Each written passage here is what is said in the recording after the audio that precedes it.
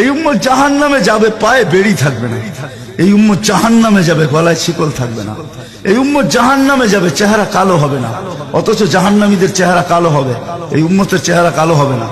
একজনের চেহারাও কালো হবে না। ফেরেশতা জিজ্ঞেস করবে, আল্লাহ চেহারা তো ঝকঝকে, গলায় নাই শিকল, পায়ে নাই বেড়ি, হাতে নাই হাত করি, এটা আবার কি পাঠায় দিলেন? তো আল্লাহ জবাব দিবে, আমার বন্ধুর উম্মত, খবরদার। তো ফেরেশতা মালিক জিজ্ঞেস করবে, দারোগা হাত কড়ি নাই কেন? বলছে, যেই হাত উঁচুতে ব্যবহার হয় ওটা হাতে হাত কড়ি লাগে না। যেই পাও মসজিদের দিকে চলে ওই পায়ে বেড়ি লাগে না।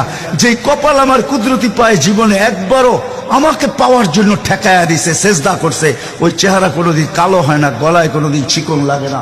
3 জায়গায় আগুন লাগাবে না, খবরদার। চেহারায়, হাতে, পায়ে, বাকি শরীরে লাগায়া দাও। আগুনকে যখন মালিক হুকুম দিবে ধরার জন্য, আল্লাহ আমাদেরকে শিখায়া দিবে, স্মরণ করায় দিবে, আমরা কলেমা পড়তে থাকবো। আগুন আসবে আর যাবে, আসবে আর যাবে, ধরবে না। একবার, দুইবার, 3বার হবে। মালিক কোরা চার্জ করবে, লাঠি চার্জ করবে, ধরিস না কেন? তো আগুন বলবে, লাইসালি সুলতানুন আলা মান ক্বালা লা ইলাহা ইল্লাল্লাহ মুহাম্মাদুর রাসূলুল্লাহ।